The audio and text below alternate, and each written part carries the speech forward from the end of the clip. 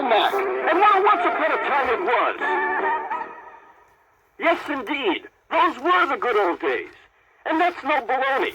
Or as we say on Melmac, no tabby burger. And hey, guess what?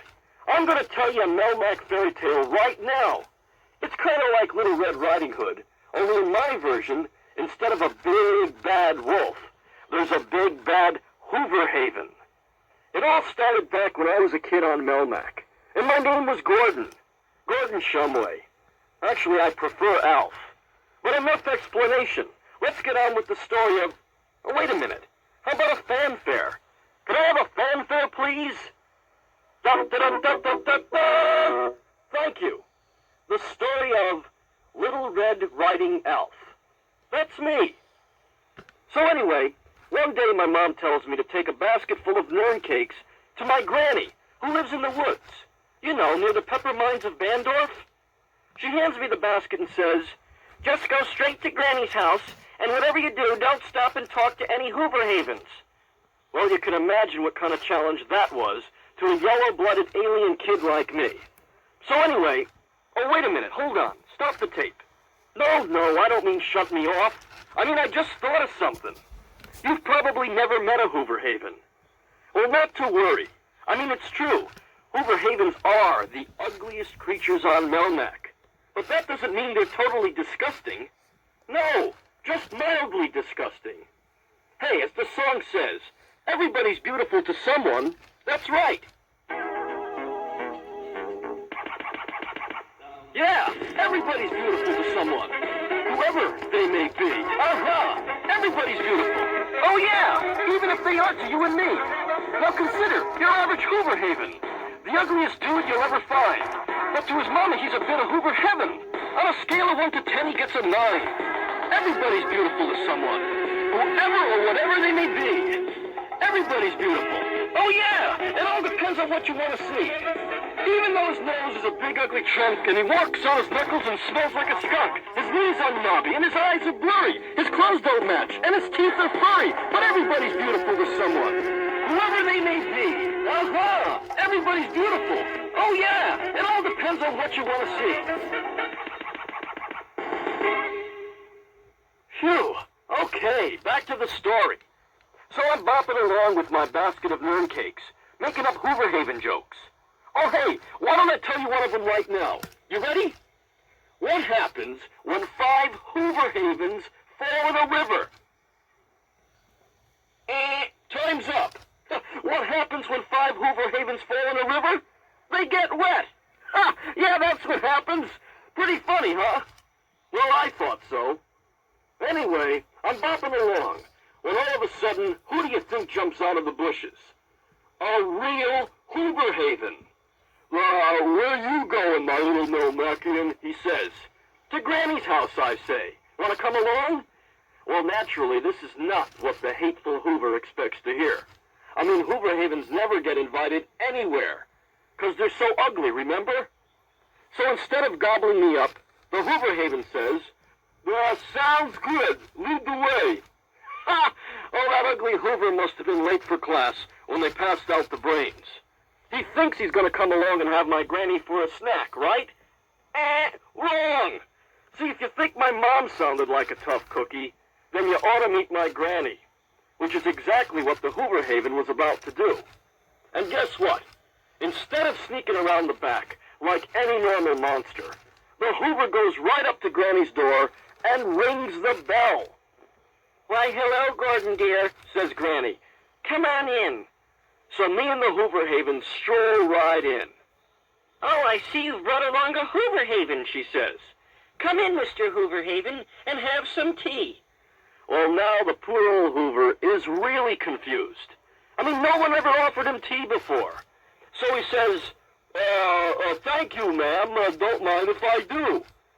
And then, sure enough, Granny starts in on him right away. Why, Mr. Hooverhaven, she says, what big ears you have.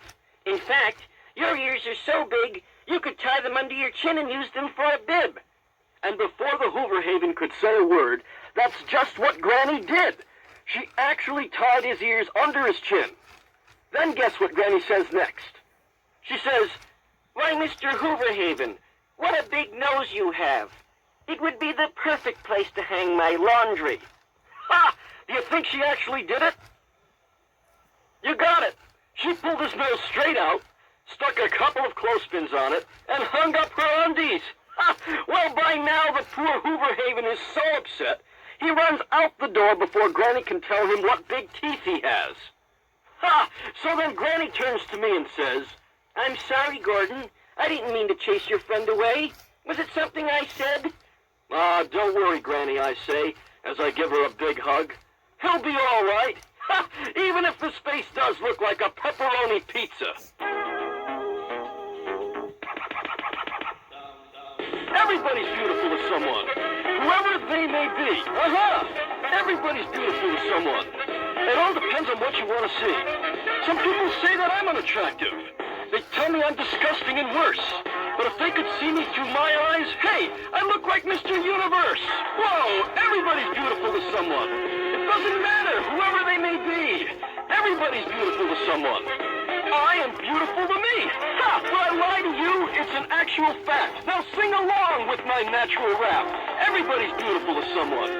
Whoever they may be. Everybody's beautiful to someone. It all depends on what you want to see. Hey, you're good at that. Yeah, get down.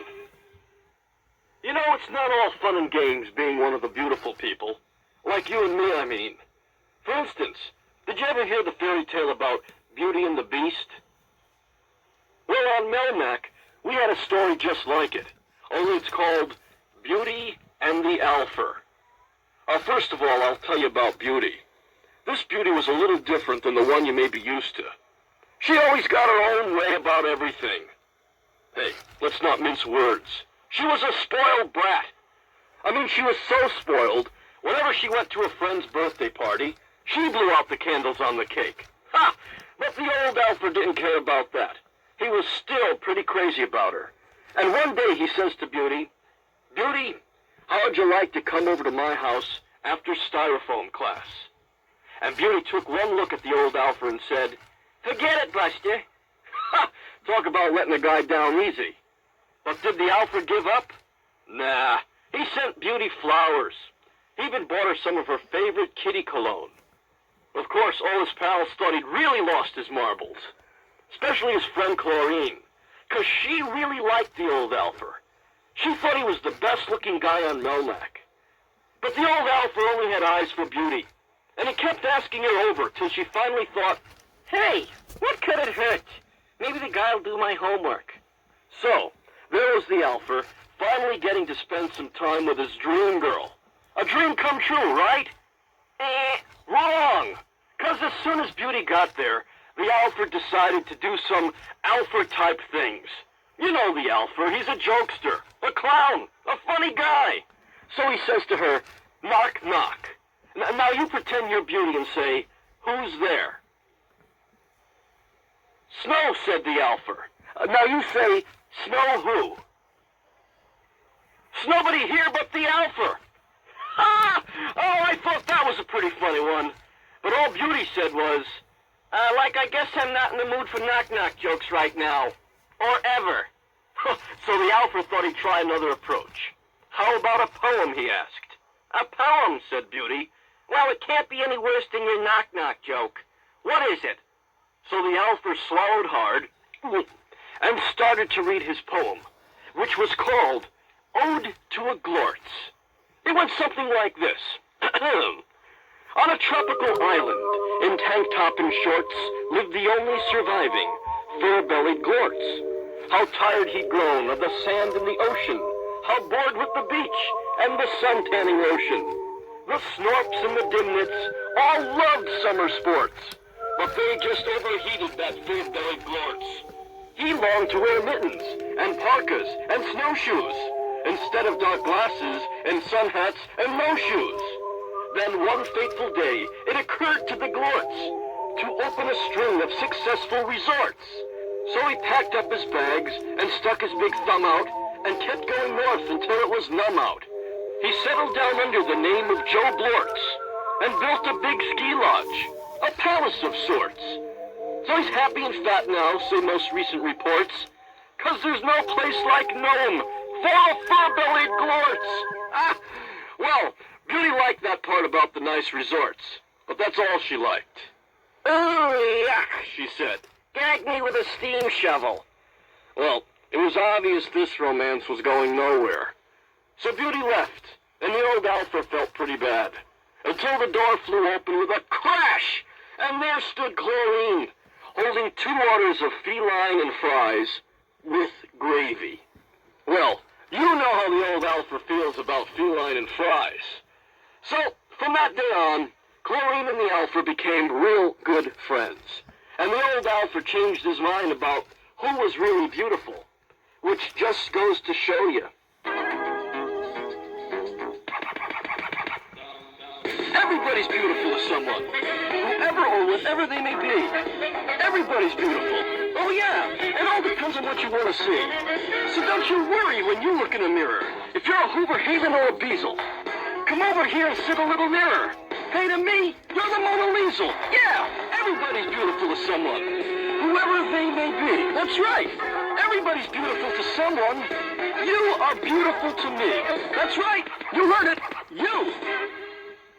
Now don't go away, 'cause I got jokes and rhymes. Just turn my tape over for some more great times. Ah!